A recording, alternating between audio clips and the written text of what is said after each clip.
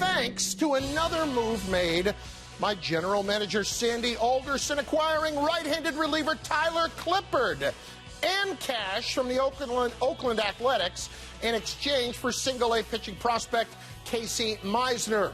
Clippard had been closing in Oakland this year, but has also been one of the premier setup men prior to 2015.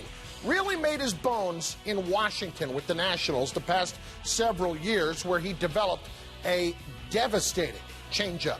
His strikeouts at 10 per 9 innings, and the opposition hitting just 183. Wow. With us to analyze, break down, if you will, the move for Tyler Clippard, it is Andy Martino of the Daily News. What do you think? I love this move for the Mets, Chris. It's really, really clever thing to do to make 2 trades, as they have now done. Kelly Johnson and Juan Uribe first, and now Clippard, without giving up any of the prospects that people generally want. Any of the guys that we've seen that the Mets have been willing to trade or heard they've been willing to trade, they still have all those guys, and they got one of the best setup men in baseball. I don't know that the entire Mets fan public really realized how much this team needed a setup guy. With everybody focused on the bats, it was easy to miss that with Bobby Parnell coming off of Tommy John, still not nearly himself, with Henry Mejia coming back from the drug suspension and therefore being ineligible for the postseason should they make it.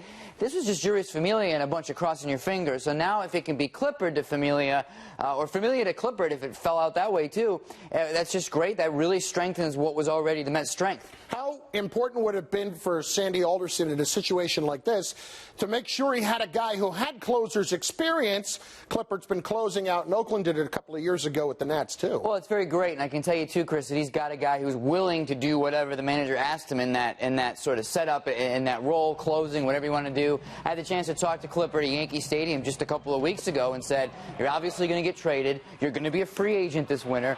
Do you care if you're traded somewhere and you're not the closer? Because generally, people who accumulate a lot of saves get paid well as free agents. But he seemed to really mean it and said, no, I don't care. You see guys like Andrew Miller now getting big contracts as setup men. I'll do whatever's needed. No preference between setup and closing. So now Collins has that ability to, whether he wants to do matchups, whether he wants to put them in those exact roles, he's got 2 willing participants in whatever he wants to do at the back end of the bullpen. Do you think Sandy is now done, or is there still something big here to do before Friday? Well, having retained all of his really high-end prospects, he's got the flexibility to do anything. If he's willing to trade Zach Wheeler, as we reported last Friday that he's willing to do, he could still get a Tulowitzki if he becomes available. He could get a Jay Bruce. He could go a little lower and just get Will Venable or Gerardo Parra. But nothing that he set out to do at the beginning of this process is diminished by what's happened so far. Very, very clever use of some of the depth in your system. He's still got his prospects, and I would expect another bat coming the Mets' way before Friday.